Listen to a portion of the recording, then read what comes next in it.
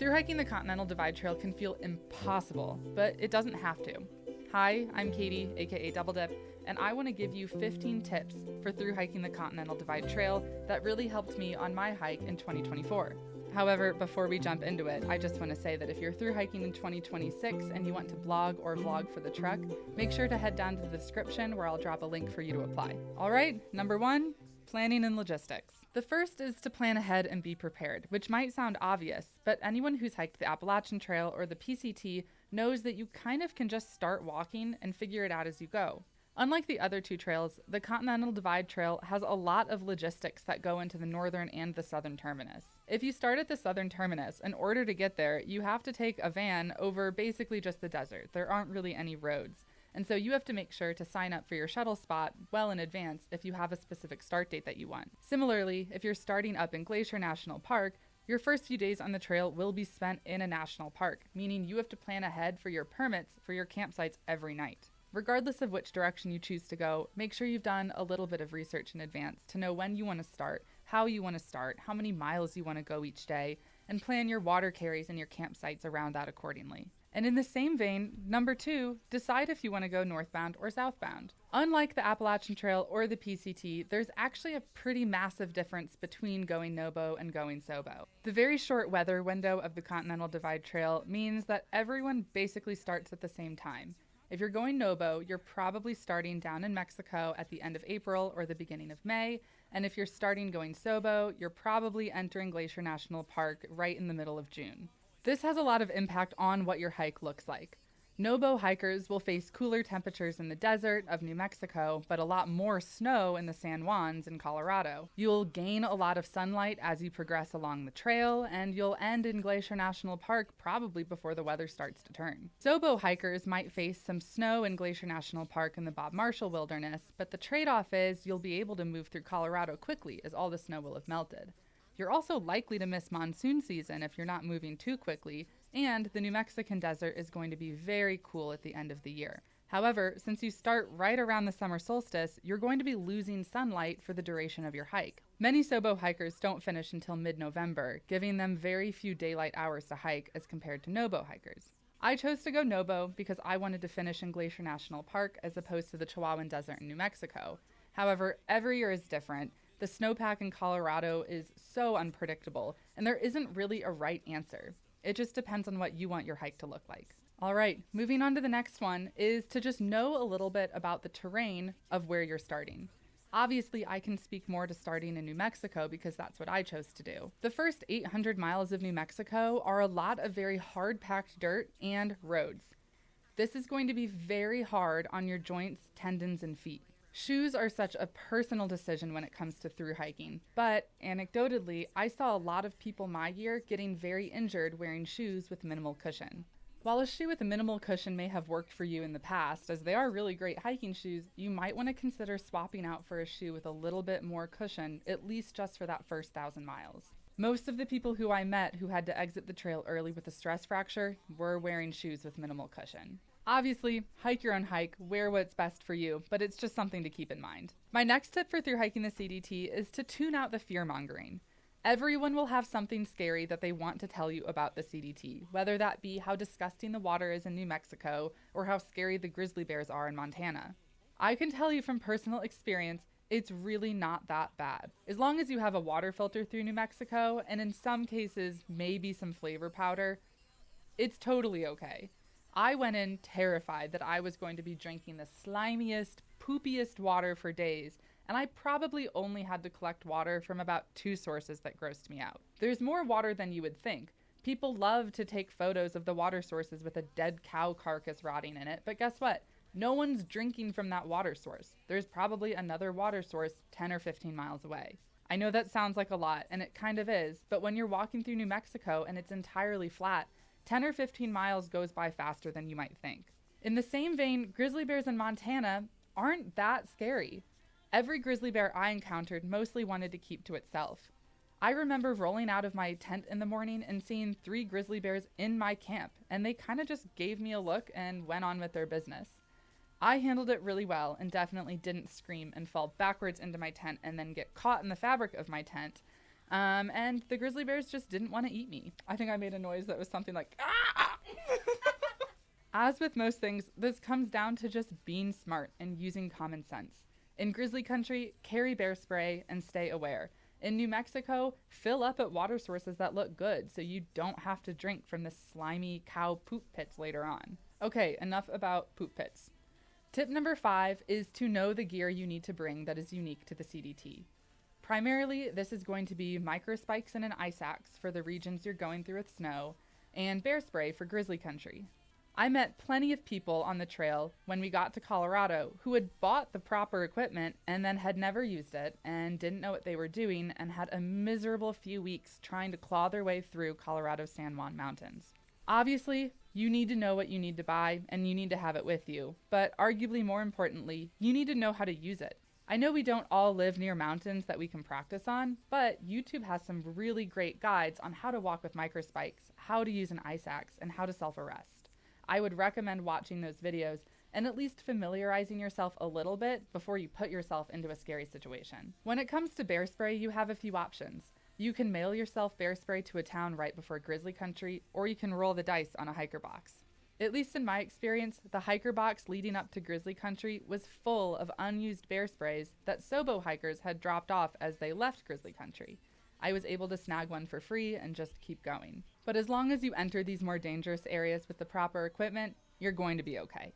In case you don't know what a hiker box is, many hotels, trail towns, general stores will have a little box that passing through hikers can toss gear into. It's a great way to find a lot of trash, but it's also a really wonderful way to stock up on some supplies that you needed without having to buy them. Tip number 6 goes back to direction a little bit.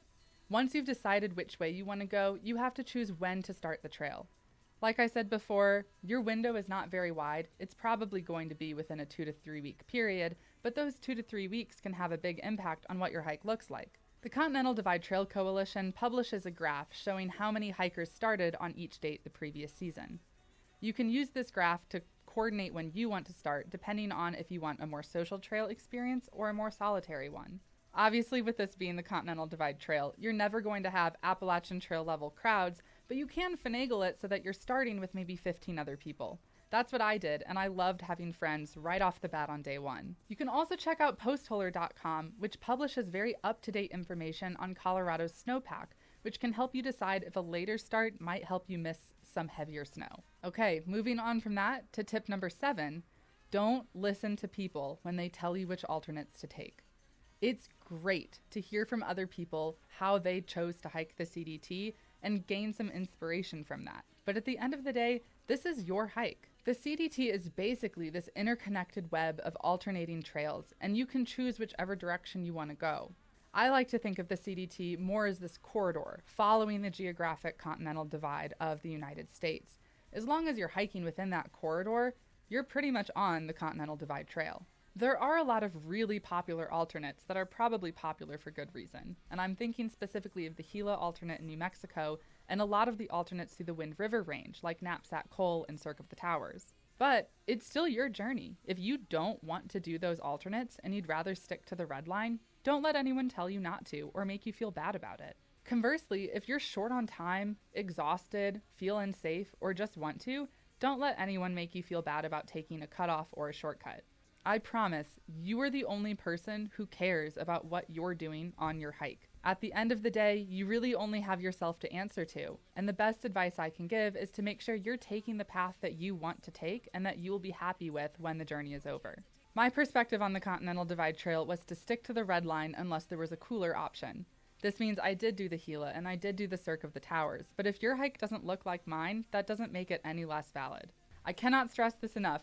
Do whatever you want. The whole point of this hike is to have fun with it. Okay, moving on to some more really fun things. Tip number 8 is to get evacuation, search and rescue, and helicopter insurance. Injuries are pretty common on the Continental Divide Trail, and while a lot of them may not be these sudden, dramatic crush injuries that people picture in the backcountry, I know a lot of people who broke their bones just through the sheer repetition of walking. Something unique to the Continental Divide Trail is how often you are so far away from the nearest road or the nearest town, and so some of these people would figure out that they had broken a bone and they couldn't get to a town for at least 90 miles.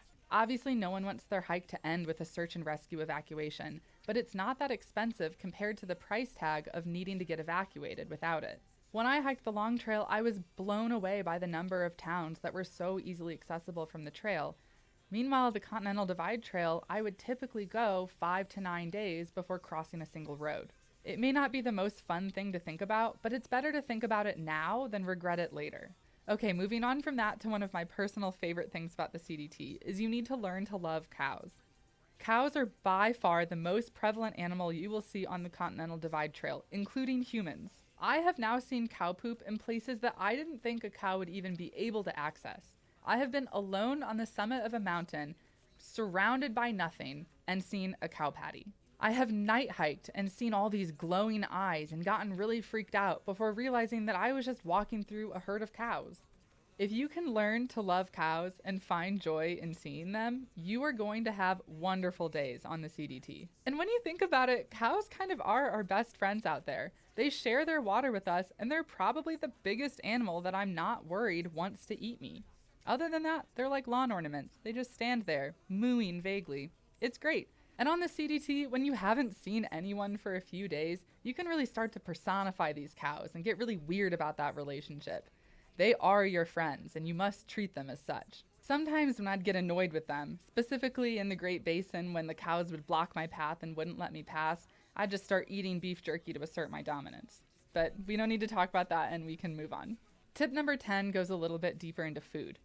Unlike some of the other trails, pretty much all of the towns on the Continental Divide Trail are small and may not have the best grocery options. As long as you don't have many dietary restrictions, this is going to be just fine. Most towns do have at least a local store, if not a Dollar General, but sometimes you do have to get creative to get those calories in. If you're someone with a lot of dietary restrictions, I'm specifically thinking gluten-free, vegetarian, vegan, you may want to do some excess planning in the towns you think you should send boxes to. Personally, I don't have any dietary restrictions, and the towns that I felt the need to send a box to were Pie Town, New Mexico, Ghost Ranch, New Mexico, Lima, Idaho, Leadore, Idaho, and East Glacier Village up near the Canadian border. Those were the towns that either didn't have a grocery store, or in the case of East Glacier Village, was just so expensive that I would so much rather pay for shipping to send a box of more normally priced food. Talking about price brings us perfectly into tip number 11, which is to budget a little bit more than you would need. A lot of the towns on the CDT are pretty economical, especially in Wyoming and New Mexico, but most of Colorado has you stopping in these ski towns, which can be a lot more expensive than you may be expecting. While I didn't stop there as a full town visit, the trail passes through Copper Mountain Resort in the middle of Colorado, and I sat down at a table and ordered a basket of fries and a Sprite. And when the bill came, it was $17. Especially if you find yourself needing to get medical attention or replace any large pieces of gear in Colorado, you're going to be spending a lot more than you wanted to. And the frustrating thing is the towns get a lot smaller and more remote after Colorado if you're heading northbound. You might not be able to find shoes north of Lander, Wyoming, but in Colorado, you may be paying double what you're used to. Go in with a larger budget than what you're expecting to spend, and that way you don't have to stress about it when you have these unexpected expenses pop up. All right, on to my personal favorite tip of this entire video, and it's something that I kept really close to my heart as I was hiking. The Continental Divide Trail is brutal and unpredictable. The weather is going to force you to do things you don't want to do. Your time window is going to force you to take paths you don't want to take. If you take one thing away from this video, it's that I think you should pick 2 to 3 things you feel so strongly about before your hike, and then be willing to let go of everything else. It's so fun when you're planning to look at the alternates in advance and decide from the comfort of your own home where you want to go. But when you get there, you might feel completely different. Give yourself the grace, give yourself the opportunity to change your mind and pivot and make choices based on current conditions and how you're feeling and what your body is telling you. About 1.5 miles from the summit of Grays Peak, which is the high point of the entire trail, a bunch of freezing rain and lightning blew in, and I ended up having to bail down to the town of Georgetown. In that moment, I had 2 options. Either wait it out on trail and lose my group of friends, or walk around Grays Peak, skip that really wonderful moment, and continue hiking with my friends. In moments like that, I don't think you should beat yourself up for whatever choice you choose to make. Decide on the handful of things that you're kind of willing to blow up the rest of the experience for, and then just be willing to let the rest go. While we're talking about the high point, on to tip number 13, which is understand the risks of how high altitude the Continental Divide Trail is. The average elevation of this trail hovers somewhere around 8,000 to 9,000 feet, with most of the trail through Colorado leaving you at over 10,000 feet. You might find yourself struggling to eat, drink, sleep, and breathe, which leads me to two main points. Number one, slow down if you need to. Give your body a break. Understand that you're not weak. Altitude can just take a lot out of you. Some of the strongest hikers I've ever met really struggled through the Colorado portion of the CDT because their bodies were just affected a little bit stronger by the altitude. And you really need to stay on top of hypothermia. When you're at elevations that high, the temperatures can swing very rapidly. Even in the middle of June, a lot of the nighttime temperatures approached freezing. Make sure you have warm layers, you're staying safe, and you're keeping your gear dry. In the summer season, rainstorms in Colorado happen all the time. And if your gear gets wet, be very proactive about drying that out in the harsh sun when it does come out so that you don't have to spend a miserable freezing night in a soaking wet quilt as the temperature drops into the 30s. And high altitude means fewer trees, which means less protection from lightning that comes with these summer storms. Nothing is scarier than being above tree line when a thunderstorm breaks over your head. Absolutely, my most terrifying moments of the entire trail were those moments when I was genuinely afraid I was about to be struck by lightning. I wish I had better advice to give you, but when you're through hiking and you have a tight weather window, there's not really a response that's both practical and safe at the same time. The best thing I can say is when you are caught above tree line and a storm is rolling in, find your way to tree line as fast as you can. Other than that, use common sense, use your own risk assessment, and do whatever you need to do to feel the most comfortable. But when it comes to lightning, you don't really have to be afraid of it. You just have to be prepared and know what you can do to respond. Okay, let's move on from that. Tip number 14 is to interact more with the towns that the trail passes through.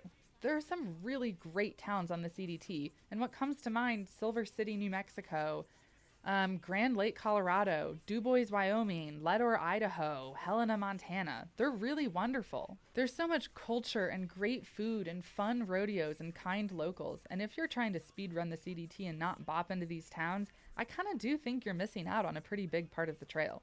Again, like we said earlier, hike your own hike, and if you don't want to go into towns that much, that's fine. I just think it's something that's not talked a lot about that I wouldn't want you to miss out on. Moving on to tip number 15.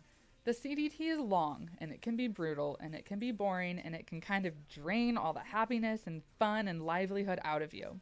So I think you need to be very intentional about finding ways to keep the whimsy and the morale high. I can list a few ways I did this because I think they were perfect.